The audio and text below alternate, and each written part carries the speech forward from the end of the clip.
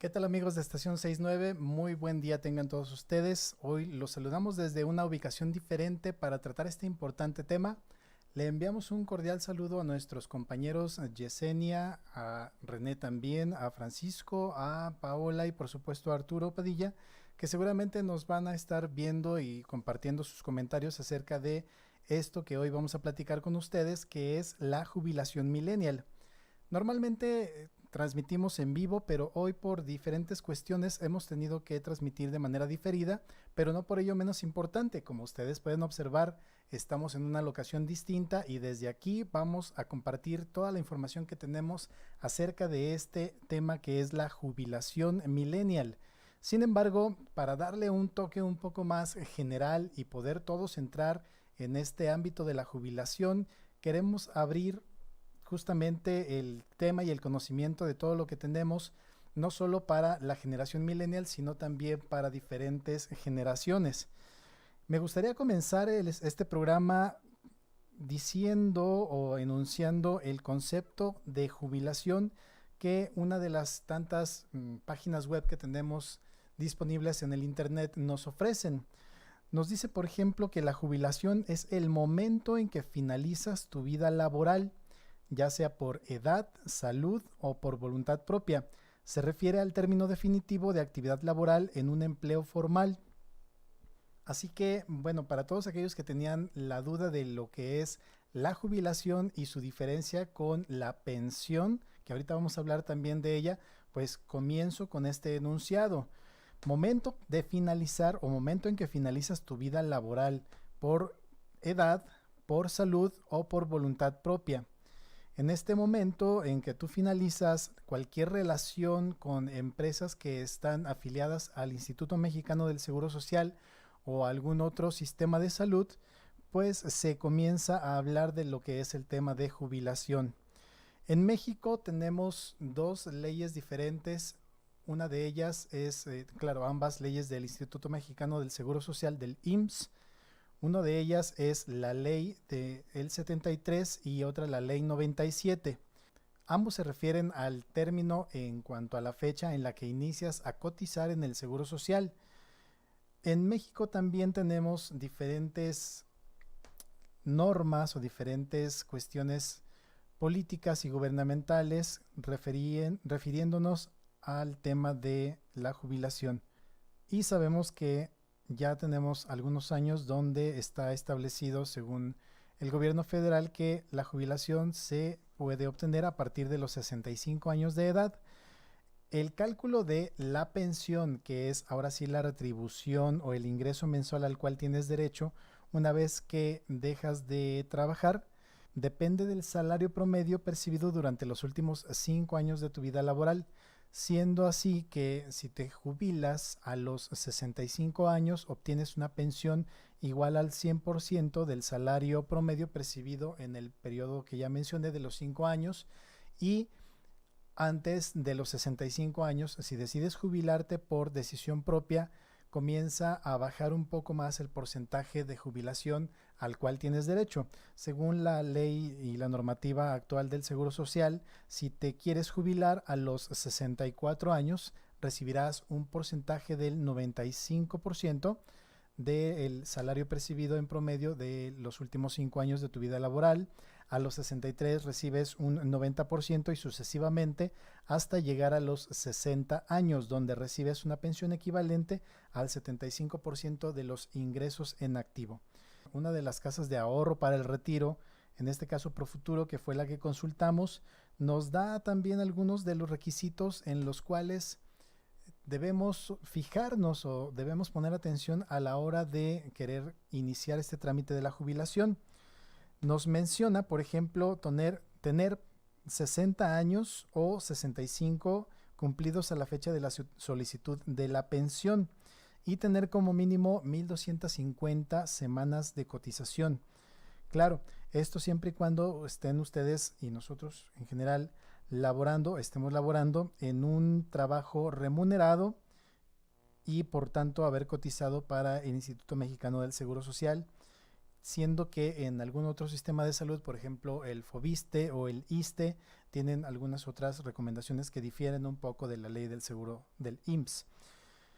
También otro requisito es que si ya tenemos los 60 o 65 años de edad, ya cumplimos con las 1,250 semanas cotizadas ante el Seguro Social y tenemos una cotización continua, entonces ya tenemos posibilidad de acudir a la Afore e iniciar este trámite que es muy muy importante. Ahora, otro requisito, pues obviamente la identificación oficial vigente con tu fotografía y firma, algún documento que tenga tu seguro social, ya sea expedido por el IMSS, el Infonavit o por la misma Afore donde estés llevando a cabo tu ahorro para el retiro. La copia original, la copia certificada u original del acta de nacimiento, un comprobante de domicilio no mayor a 3 meses, CURP y RFC. Y obviamente si tenemos beneficiarios, pues hay que llevar también el trámite de asignación familiar y cumplir con él. Todos estos trámites y estos papeles que en el entendido de los mexicanos pueden ser engorrosos, son con el fin de tener, a final de cuentas, de nuestra vida laboral, una tranquilidad económica y una solvencia suficiente como para poder cubrir las necesidades económicas de nuestros últimos años de vida. Sabemos que en México, por ejemplo, la esperanza de vida puede llegar hasta los 80 años, 85 años y aún más. Y esto obviamente va a ir acarreando un problema económico para las aseguradoras y por tanto para el gobierno federal, quien a final de cuentas mediante los impuestos va a solventar, claro, los impuestos que nosotros mismos abonamos y que se le entregan al Instituto Mexicano del Seguro Social cada parcial o cada vez que nosotros cobramos una nómina, por llamarlo de esa manera. Entonces, mediante esos impuestos que el gobierno recauda, es como las pensiones de las personas que ya van jubilándose son solventadas. ¿Qué pasa con los millennials? Bueno, es un tanto cuanto engorroso, puesto que la misma característica de la generación millennial hace que estos jóvenes hoy en día tengan otras prioridades y se preocupen por cuestiones más momentáneas, más instantáneas también, es decir, que en términos del tiempo no tengan que esperar mucho más allá de tal vez meses o un par de años. Y sí, aunque está comprobado en diferentes estudios que son una generación que se aboca al ahorro, es decir, que tienen una buena cultura del ahorro, también es cierto que ese ahorro se utiliza normalmente para otras prioridades, por ejemplo, divertirse, salir de viaje o entablar alguna serie de compromisos que no les van a llevar más allá de un año el solventarse para poder adquirir algún equipo electrónico, videojuegos, computadoras o alguna necesidad en casa. Por ello es que, aunque estamos hablando de una generación de gente ahorradora, también es cierto que pierde de vista al futuro, es decir, el futuro. No piensan normalmente en lo que va a suceder dentro de 20 o 30 años y mucho menos se visualizan en algún problema económico, puesto que sí, son personas que se dedican al consumo de información y por otro lado descuidan aspectos importantes como el futuro a largo plazo. En su página web, el periódico Publímetro nos hace un análisis acerca de la edad de la jubilación y nos dice que es necesario, de hecho voy a leer aquí textualmente, estudios de Enrique Díaz Infante Chapa, director del programa de seguridad social del Centro de Estudios Espinosa Iglesias, y en el cual se señala que es muy positivo aumentar la edad de retiro a los trabajadores mexicanos incluso a los 68 años. Ya hay ahorita iniciativas del gobierno federal que se están turnando a su respectiva votación para que en el 2020 se establezca la edad de los 67 años como edad de la jubilación, y esto no obedece a otras causas más que a económico-políticas.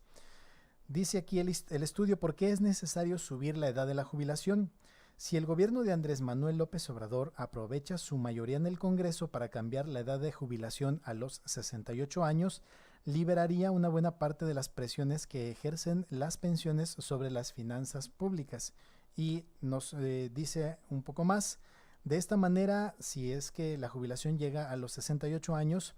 se aumenta el periodo de ahorro y aportaciones de los trabajadores que realizan en su cuenta individual de las Afores o en el esquema de pensiones que les corresponda. Así disminuyen las partidas presupuestarias para tal efecto que hoy en día salen de los impuestos. Ahora, ¿cuál es el impacto real según este estudio del Centro de Estudios Espinosa Iglesias? ¿Cuál es el impacto real del nuevo esquema de apoyo para adultos mayores que el gobierno federal actualmente, encabezado por Andrés Manuel López Obrador, tiene sobre la sociedad? Bueno, si se entrega una pensión universal a los adultos mayores, sí se mejora y se impulsa el consumo. Se abre la posibilidad de recaudar más impuestos en algunos productos y se extienden los servicios financieros o bancarización entre la población. Desafortunadamente nos comentan, si no se acompaña por una reforma estructural integral, es decir, donde todas las diferentes hélices de la sociedad se vean involucradas, la academia, el gobierno, la industria, es decir, todas las esferas sociales se ven involucradas, entonces, incluyendo, claro, a las Afores y a las empresas paraestatales, los beneficios y los esfuerzos serían insostenibles e insuficientes a largo plazo. Es decir, tenemos una diferencia en cuanto a la opinión, claro, generalizada de las personas que lo que buscan es un estatus de tranquilidad económica. Por ahí se escuchó un sonido extraño, no se preocupen. Es decir, buscan una tranquilidad económica y en ciertas ocasiones es hasta necesario llegar a la jubilación lo más pronto posible. Para las personas que están cotizando en el Instituto Mexicano del Seguro Social y que pertenecen a la Ley 73, bueno, ellos trabajando aproximadamente 5 años de manera continua, cotizando de manera permanente, ya podían acceder a esta jubilación, pero quienes estamos cotizando a partir del 1 de julio de 1997, pues tenemos una situación diferente. Nosotros tenemos la obligación aproximada de trabajar de manera continua durante 24 años para poder acceder a una jubilación completa, es decir, a una jubilación donde yo ya haya cumplido el requisito de los 65 años al menos, o de los 60 para poder acceder, como ya lo dijimos anteriormente, a un 75% del salario promedio de los últimos 5 años en nuestra vida laboral. Hay un artículo muy interesante que me gustó y que nos ofrece exactamente la diferencia entre lo que es la pensión y la jubilación. Podemos comenzar por la definición de la pensión para señalar esta diferencia, y de manera estricta una pensión o la pensión es el pago de una cantidad mensual debido a que se cumplieron ciertos requisitos para recibir dicho pago. Es decir, se pueden recibir diferentes tipos de pensiones, por ejemplo, pensión alimenticia, pensión por enfermedad, pensión por accidente derivado o no de un riesgo de trabajo, pensión por viudez, por orfandad, por ascendencia y también por cesantía en edad avanzada o pensión por vejez. De todas estas que menciona el artículo de la página proyectapensiones.com.mx, podemos considerar que la jubilación en cuanto a la cesantía se refiere es muy similar a la de la vejez. Sin embargo, la diferencia entre la pensión y la jubilación se esperaría que fuera precisamente una etapa de júbilo al final de nuestra vida laboral. De ahí viene pues la palabra jubilación, de un latín jubilatio, y esto hace referencia al resultado de jubilarse. El concepto también permite nombrar el pago que percibe, el concepto de la pensión, permite nombrar al pago que percibe una persona cuando está jubilada. El término jubilación, según la Real Academia Española de la Lengua, es la acción de disponer por la razón de vejez, largos servicios o imposibilidad, y generalmente con derecho a pensión, del cese de un funcionario civil en el ejercicio de su labor dentro de una empresa. Así que se puede concluir que la diferencia entre pensión y jubilación es que la jubilación es la acción de poner fin a la etapa laboral y la pensión es el pago al que se tiene derecho debido a la culminación de esta etapa. Es común aquí en México que al llegar a nuestra edad de jubilación, que ronda entre los 60 y los 65 años, tengamos problemas al percibir una pensión, que normalmente no es suficiente para solventar nuestras necesidades económicas, puesto que, como ya lo hemos comentado anteriormente, es un promedio de lo que en los últimos 5 años estuvimos generando, estuvimos ganando. ¿Qué sucede en este caso con los millennials? El periódico El Economista, en su página de internet, el periodista Ruy Alonso Rebolledo el año pasado presentaba una información bastante relevante acerca del tema de los millennials y su jubilación. Claro que tenemos que comenzar por definir lo que es un millennial. Para todos aquellos que nacieron entre 1981 y 1997, bueno, déjenme decirles que todos ustedes pertenecen a la generación millennial. 1980 nos salvamos, y todos los que nacimos también hacia atrás. Pero, ¿qué sucede con la generación millennial y la jubilación? Esta generación, dice nuestro compañero periodista Ruy Alonso Rebolledo, esta generación, según el Centro de Estudios Pew, son catalogados como desapegados de los modelos tradicionales en cuanto a la política, la economía y las religiones se refiere. Se unen más por las redes sociales, están endeudados, normalmente son desconfiados,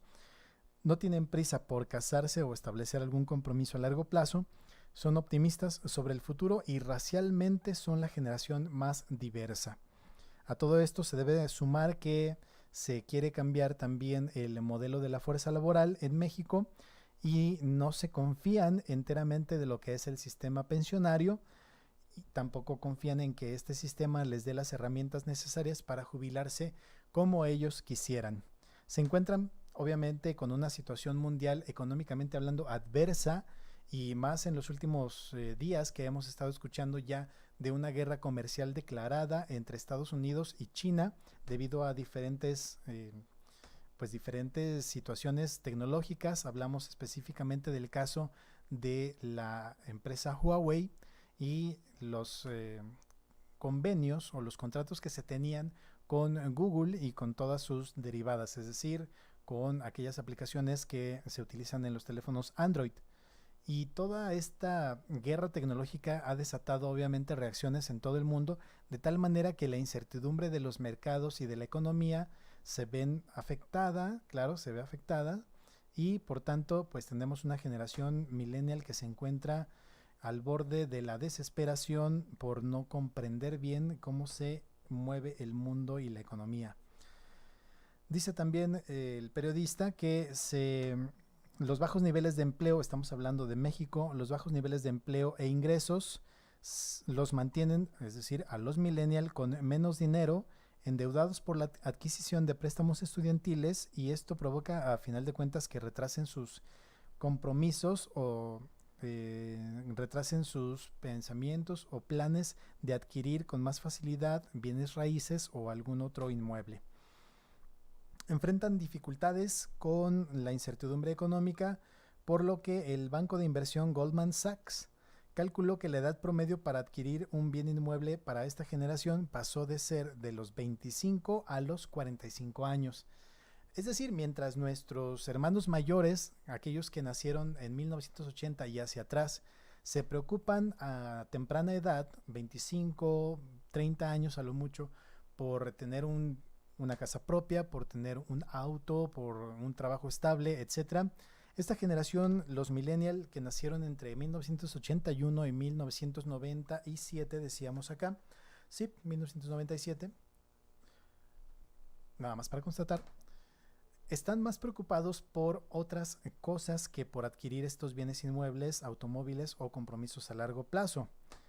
Entonces, bueno, ¿qué ocurre con ellos? La dinámica del trabajo se moldea y los esquemas de empleo poco a poco deben de ir también cambiando para hacer que esta generación forme parte de la cadena laboral de la sociedad y por tanto tenga una retribución económica de acuerdo a las labores que realizan. Es también muy común encontrar hoy en día para esta generación que se han aumentado los empleos por outsourcing, es decir, por estas casas que se dedican a contratar o a subcontratar el servicio profesional de las personas para alguna empresa en especial y que provocan que las contrataciones ya no sean directas por las empresas. También han aumentado los trabajos que le llaman aquí el freelance, es decir, a algún profesionista millennial que se dedica y se especializa en algún campo de la ciencia, simplemente ofrece sus servicios mediante una página web, mediante tarjetas que entrega de manera personal en las empresas, y estas a su vez lo contratan para algún proyecto específico, de tal manera que él no tiene que estar una jornada laboral puntual en la empresa, sino que desde casa puede dedicarse a realizarla, y a esto es a lo que se le llama freelance. Y también proyectos de emprendimiento han aumentado con diversos esquemas de pago y en consecuencia mayor incertidumbre sobre el retiro. ¿Y a quién no les ha pasado, amigos? ¿A quién no le ha pasado que si tenemos suficiente conocimiento sobre alguna rama o sobre alguna ciencia, nos atrevemos en ocasiones a lanzarnos como emprendedores y nos topamos con una serie de trámites engorrosos aquí en nuestro país, en México? Y bueno, las experiencias no han sido muy beneficiosas para los emprendedores que no tienen al menos un buen capital, una liquidez de buen tamaño para comenzar su negocio. Normalmente un millennial pues sí es, como ya lo comentamos hace un momento, una persona que ahorra, pero que no está acostumbrada a pensar en el largo plazo.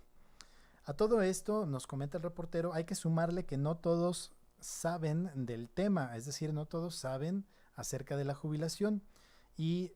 algunos incluso lo ven como un problema tan lejano que no es conveniente preocuparse por él en este momento de la historia, sino que ya veremos dentro de 10, 15 años cómo le vamos a hacer para jubilarnos. Según los datos de la encuesta que aplica en el periódico El Economista, las preguntas muy interesantes. Dice, ¿qué piensan los millennials mexicanos del ahorro para el retiro? ¿Qué piensan también de la Comisión Nacional del Sistema de Ahorro para el Retiro, la CONSAR? Y 5 de cada 10 entrevistados, el 50%, no respondió correctamente a preguntas básicas sobre finanzas. Por ejemplo, preguntas acerca de lo que es el interés compuesto, la tasa de interés e inversión. Si bien es cierto, dice el periodista, que existe un interés por jubilarse, las previsiones para el futuro no se ven reflejadas en las acciones concretas que toma la generación millennial. Miran el retiro, dice el periodista, con una jubilación pequeña. Y esto es interesante porque entonces debemos considerar que nuestra pensión al final de nuestra vida laboral debería ser suficiente para tener una vida que nos permita estar tranquilos, que nos permita gozar de los últimos años de nuestra vida, y por tanto, pues no podemos arriesgarnos a que en México nos jubilemos como justo en este momento de la historia lo vemos en las diferentes afores, con una proyección de 3,000, 4,000 pesos cuando mucho, si es que se comienza a ahorrar desde los 30 años un porcentaje de nuestro sueldo, y por tanto esto va a ser un punto que va a causar diferentes dificultades, ya que con 2,000 o 3,000 pesos, incluso con 5,000 pesos mensuales, una persona tal vez viviendo sola y con un inmueble propio, una casa propia, tal vez podría solventar las necesidades básicas, pero no durante todo el tiempo que se espera de vida, es decir, de 60 años en adelante hasta los 80, 85 años e incluso más. ¿Quién puede ayudar a los millennials? Pues solamente ellos. Si toman conciencia de lo que se viene en un futuro a nivel económico en nuestro país, muy probablemente sean capaces de visualizar otras áreas que, digo, quiero referirme específicamente a otras áreas laborales que en este momento no están considerando. Como todos sabemos, se caracterizan también por no tener apego a los empleos a largo plazo, es decir, ninguno de ellos piensa estar toda la vida en un solo empleo y tampoco le ven la necesidad a ello. Tal vez si se toma conciencia de las diferentes dificultades con las que se van a topar en un futuro próximo es decir, dentro de 20 o 30 años, entonces tomarían también conciencia de lo que en este momento pueden comenzar a realizar.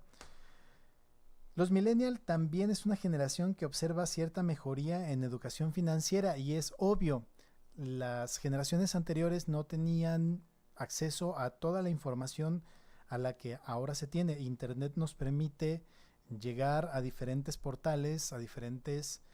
páginas web donde hablan expertos, donde hablan instituciones financieras, bancos y otros elementos que también nos permiten conocer poco a poco el movimiento del dinero, cómo se realiza, cómo se lleva a cabo y por tanto somos una generación pues más informada, dice el periodista.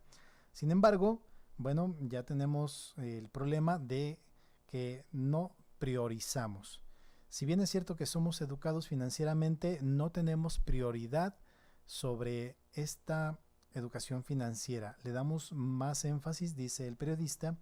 le damos más énfasis a salir, a divertirnos, a viajar y a compromisos a corto plazo. Bueno, poco a poco la tecnología tiene que incentivar de alguna manera el ahorro en estas nuevas generaciones. Y digo la tecnología porque las generaciones anteriores que no están muy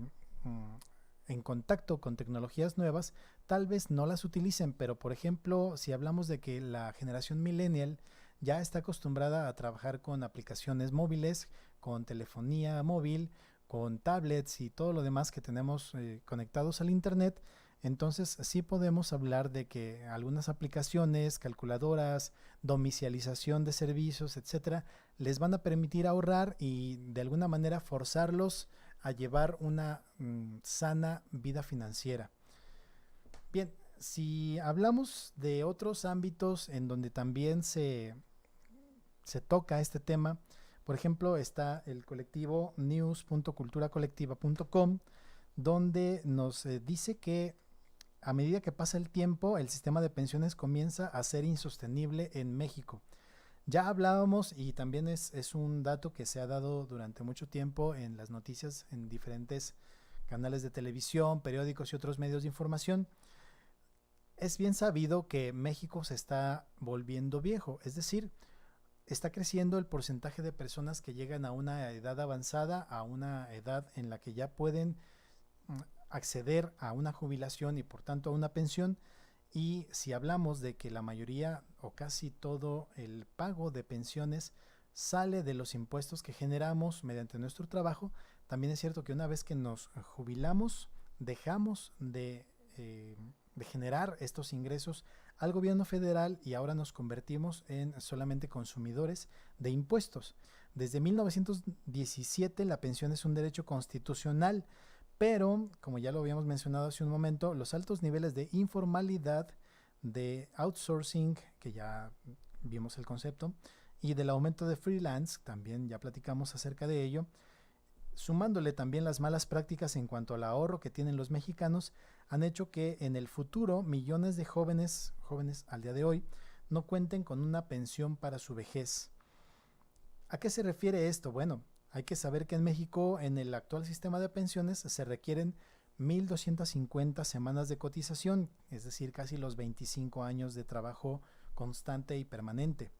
para poder tener acceso a una vida laboral, al cierre de una vida laboral digna y por lo tanto a una jubilación y una pensión.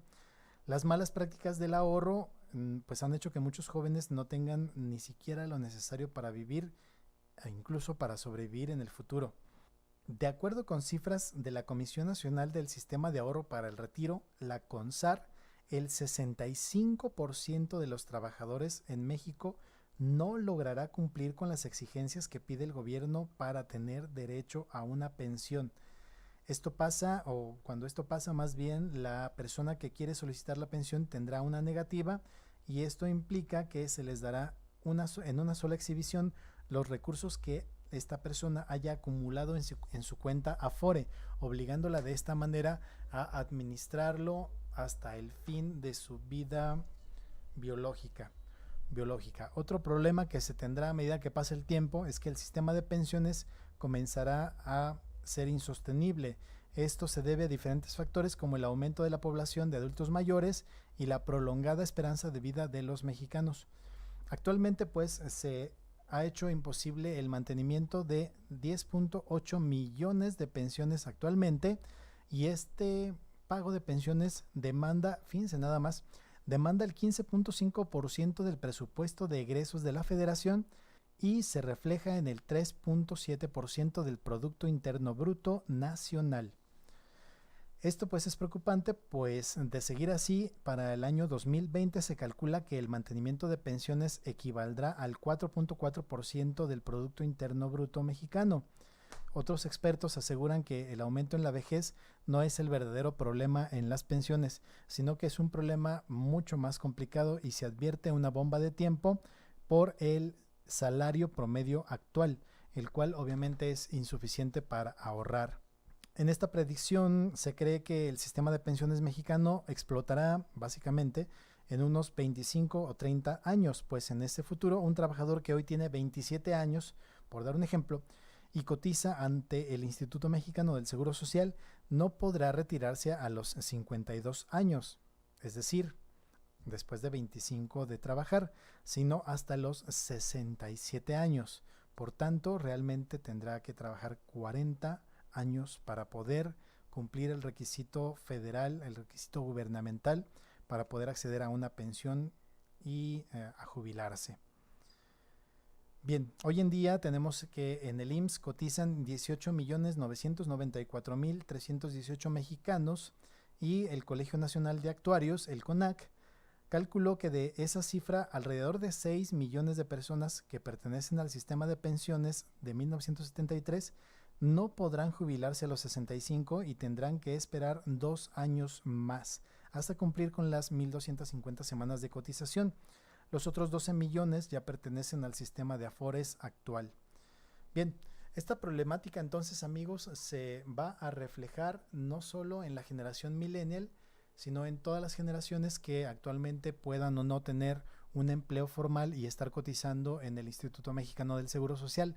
El problema real radica en la conciencia que se tiene acerca del futuro, es decir, qué me corresponde hacer a mí en cuanto al ahorro para mi retiro y pensar, estar atento y calcular, 3 factores, pensar, estar atento y calcular las diferentes proyecciones, las diferentes propuestas que las Afores nos ofrecen. Es importante entonces que pensemos en qué queremos para nuestro futuro. Algunos de nosotros que ya estamos en un régimen del Seguro Social y que tenemos un trabajo actualmente estable, por llamarlo de una forma, entonces tendríamos que esperar a que el gobierno federal en algún momento va a liberar la propuesta de llegar a los 67 o a los 68 años de edad, la edad de la jubilación, y que en adelante más de nosotros tengamos que cumplir con estas 1.250 semanas de cotización ante el IMSS para poder jubilarnos. Bien, si tienen alguna pregunta o algún comentario acerca de este tema, por favor háganoslo llegar. Aquí escríbanos en la publicación, estaremos muy al pendiente de todo lo que nos escriban. Compartan este video que tiene sí información genérica, pero que nos ayuda a comprender un poco más lo que se viene en perspectiva en los próximos años para nuestro país y para las generaciones más jóvenes. Esperamos que los millennials que nos estén escuchando y nos estén viendo comiencen a hacer sus cuentas, sean conscientes del problema que se viene. Si bien los que estamos un poco más adelante en edad ya tenemos algunos inconvenientes con esto de la jubilación y la pensión, les invitamos a que no pierdan de vista el problema grave que va a representar en los próximos 25 o 30 años, que es aproximadamente cuando ustedes se estén jubilando, el problema que va a representar su edad y el monto con el cual se van a jubilar. Chéquenlo, tengan consideración acerca de su futuro y poco a poco vayan tomando una cultura del ahorro, una cultura de diversificar sus ganancias, es decir, no solamente pensar en tener dinero para divertirnos o para comprar algunas cosas que no nos comprometan a largo plazo, sino también en pensar en algo de estabilidad para nuestro futuro. Soy Sergio y desde Estación 69 les envío un cordial saludo Espero sus comentarios y les mandamos nuevamente un saludo Yesenia, a René, a Arturo Padilla, a Paola y a Francisco. Donde sea que se encuentren, ojalá que sus pendientes ya hayan sido solventados. Ánimo entonces, amigos de Estación 69, no sin antes agradecerles el favor de su presencia y de su preferencia, puesto que esta semana llegamos ya a los 300 seguidores. Esto es únicamente gracias a ustedes. Denle un like a la página, inviten a sus compañeros, colaboradores, amigos, familiares a que vean nuestros videos y recuerden, todos somos 69. Hasta la próxima.